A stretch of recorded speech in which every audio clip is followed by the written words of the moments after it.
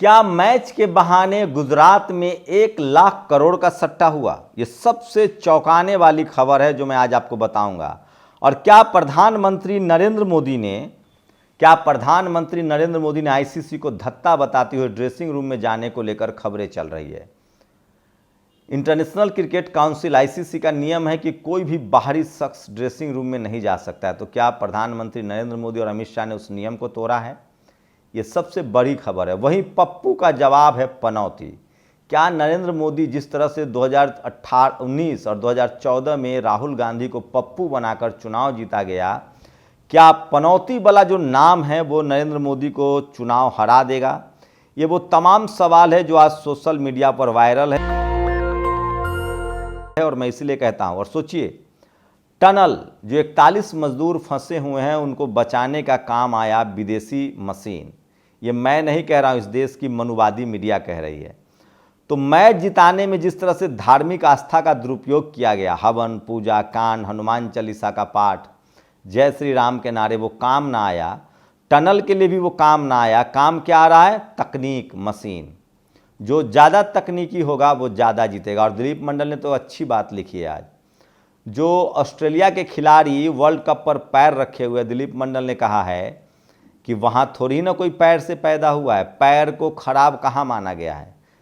पैर भी एक शरीर का हिस्सा है, जैसे सर है वैसे पैर है।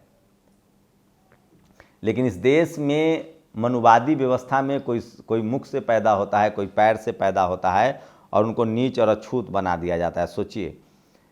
तो ये इस पर ही बात करेंगे। और काम आई विदेशी मशीन, जल्द मिलेगी अच्छी खबर। ये सबसे बड़ी खबर, इस पर ही बात करेंगे जो सोशल मीडिया पर वायरल है। और उसके बाद किस तरह से, सोचिए, जो सबसे बड़ी खबर है कि टनल पर पहले आपको ले चलते हैं।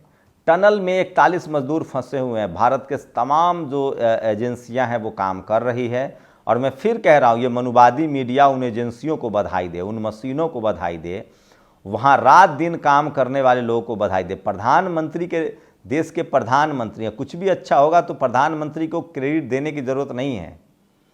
मीडिया का काम होता है प्रधानमंत्री से सवाल पूछना। लेकिन सोचिए, यहाँ उल्टा हो रहा है।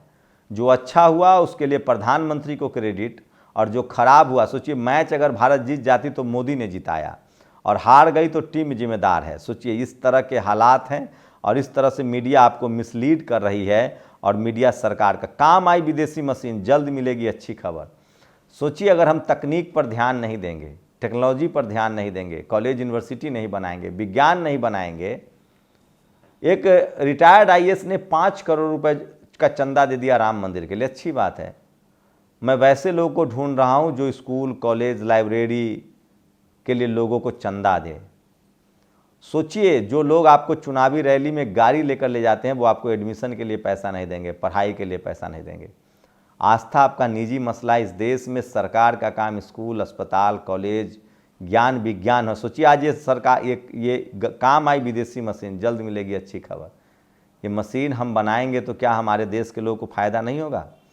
तो सोचिए किस तरह से आस्था का व्यापारीकरण कर दिया गया। आस्था आपका निजी मसला है, आप किसी चीज़ में आस्था रखते हैं, अच्छी बात है। लेकिन आपको देश के लिए, इस मानवता के लिए, आपको इंसानियत के लिए और ज्ञान विज्ञान को अपनाना पड़ेगा, नहीं तो आप आगे नहीं बढ़ पाएंगे। और सोचिए, आज अगर तकनीक न होता तो कोई मंत्र, कोई कर्मकांड उन मजदूरों को नहीं बचा पाता। मुझे उम्मीद है वो जल्द सुरक्षित लौटेंगे।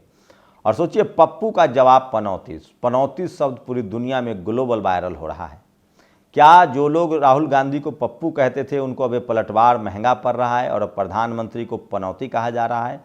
और क्या यह शुभ संकेत होता है पनौती? और जिस धर्म के नाव पर चढ़कर नरेंद्र मोदी सत्ता में आए थे, क्या पनौती वही लोग जो कल तक राम के नाम पर, धर्म के नाम पर, हिंदू पोस्टर बॉय के नाम पर नरेंद्र मोदी के साथ थे, क्या वो पनौती समझकर साथ छोड़ देंगे? होता तो ऐसा रहा है कि लोगों का मोह जब भंग हो जाता है किसी साधु से तो क्या होता है। और सोचिए, इसी बीच बता दूं, वो जो एक धीरेन्द्र शास्त्री है जो कहता है कि भारत का संविधान बदलकर हिंदू राष्ट्र घोषित हो, वो संत तुकाराम पर किसने अभद्र टिप्पणी की थी, उसने माफ़ी मांग ली है। अब वो मराठा आंदोलन के समर्थन की बात कर रहा है। सोचिए, अगर कोई दूसरे धर्म के लोग कहते कि संविधान खत्म करके हमारा धर्म वाला देश बना दिया जाए, कोई सिख कहे, कोई ईसाई कहे, कोई क्रिश्चियन कहे, कोई बुद्धिस्ट कहे, कोई पारसी कहे, कोई जैनी कहे, तो क्या होगा? सोचिए, लोग सरेआम संविधान के खिलाफ बोलते हैं।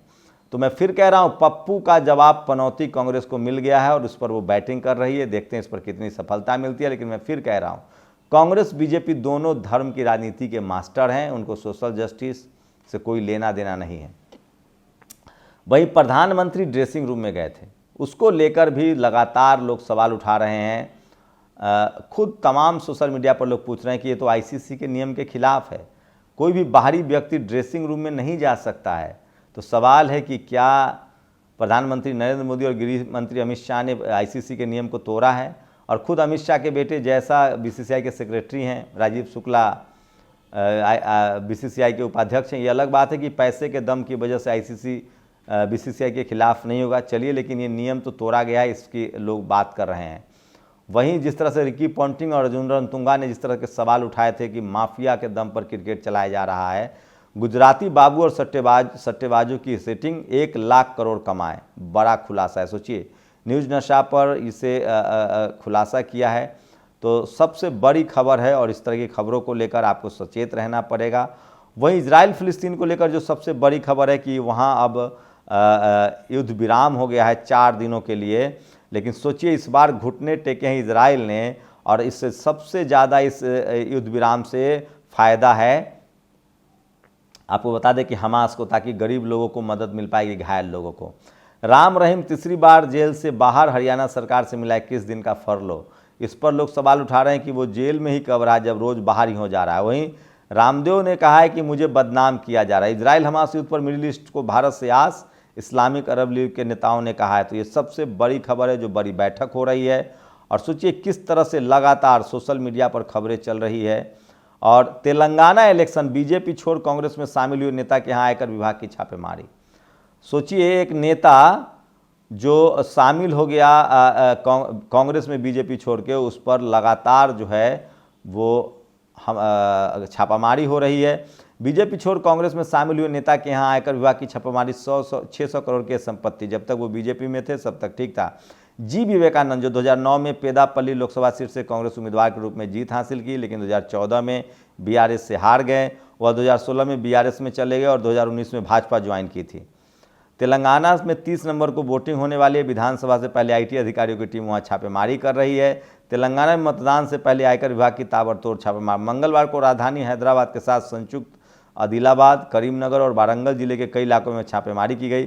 सत्तारूढ़ बीआरएस और प्रमुख विपक्षी कांग्रेस के नेताओं के ठिकाने और उनके करीबियों के यहाँ लगातार छापे पड़ रहे हैं। मंगलवार को इनकम टैक्स डिपार्टमेंट ने एक और कांग्रेस नेता के खिलाफ कार्रवाई की। आयकर विभाग और प्रवर्तन निदेशालय के अधिकारियों ने बुधवार को चेन्नूर विधानसभा क्षेत्र, जो रिजर्व सीट है एससी, से कांग्रेस उम्मीदवार जी विवेकानंद, सोचिए कोई दलित के पास 600 करोड़ की संपत्ति हो जाए तो उसके पास छापेमारी शुरू हो जाती है। मैं बिना शर्त माफ़ी मांगता हूं, आखिर धीरेन्द्र शास्त्री ने ऐसा क्यों बोल दिया? संत तुकाराम का अपमान करना उसको भारी पड़ रहा है और तमाम लोग जो हैं वो किस तरह से उसके पीछे पड़ गए हैं और वो भागा भागा फिर रहा है। अब ये शख्स सरेआम माफ़ी मांग रहा है। तो सोचिए कि बहुजन समाज की एकजुटता का ये असर, और क्या जय श्री राम और भारत माता की जय के नारे से समस्याएं हो जाएंगे हल? ये मैं नहीं कह रहा हूँ, ये वरुण गांधी ने सवाल उठाया है, जो मेनका गांधी के बेटे हैं, बीजेपी के केंद्रीय मंत्री के। और सबसे बड़ी खबर है ये, जो आज सोशल मीडिया पर वायरल है। और इसलिए मैं कह रहा हूँ कि सोशल मीडिया ही सच्चा मीडिया है, सोशल मीडिया ही बहुजन मीडिया। तो सोचिए, और किस तरह से मैच में जो नीरज चोपड़ा गुमनामी में मैच देखते रहे, जो देश के सबसे बड़े हीरो हैं, इसको लेकर भी सवाल उठा रहे। तो सोचिए, क्या पप्पू का जवाब पनौती है? क्या प्रधानमंत्री ने ड्रेसिंग रूम में जाकर नियम तोड़े हैं? और सोचिए, अगर तकनीक नहीं होता, आधुनिक मशीनें नहीं होती, तो क्या 41 जो लोग टनल में फंसे हुए हैं, इस देश के बहादुर देश को बनाने वाले, मैं मजदूर नहीं कहूँगा उसको, देश के बहादुर लोग, देश को बनाने वाले, इस देश को डेवलप करने वाले, देश को अपने कंधे पर ढोने वाले लोग जिस तरह से फंसे हुए हैं, अगर तकनीक न होता तो क्या वो बच पाते? ये सबसे बड़ा सवाल है। और धीरेन्द्र शास्त्री का क्या होगा? सोचिए, वो दिन रात संवैधानिक प्रावधानों के खिलाफ बोलता है, कभी हिंदू राष्ट्र, कभी कुछ कभी कुछ। अगर हर धर्म के लोग अपने राष्ट्र की मांग करने लगे तो क्या ये देश अखंड बचेगा? क्या ये देश के टुकड़े टुकड़े नहीं हो जाएंगे? क्या धर्म के नाम पर अलग अलग राष्ट्र की बात करना सही है? जाति के नाम पर अलग अलग देश की बात करना सही है? इस देश में बाबा साहब का संविधान है और सबको बराबर का अधिकार है, चाहे वो किसी जाति या किसी धर्म का, और जो संवैधानिक अधिकार है जिसका हिस्से में जो है वो उसको मिलना चाहिए। तो ये सबसे बड़ी खबर है जो आज सोशल मीडिया पर वायरल है। अपनी प्रतिक्रिया जरूर दीजिए। शुक्रिया। नेशनल दस्तक की आपसे गुजारिश है कि अगर इसको बचाना चाहते हैं तो नेशनल दस्तक को सब्सक्राइब करने के लिए रेड कलर के सब्सक्राइब बटन को दबाएं, फिर बेल आइकन की घंटी दबाएं। नेशनल दस्तक को बचाने के लिए बहुत जरूरी है कि हर खबर को शेयर करें, लाइक करें, कमेंट जरूर करें।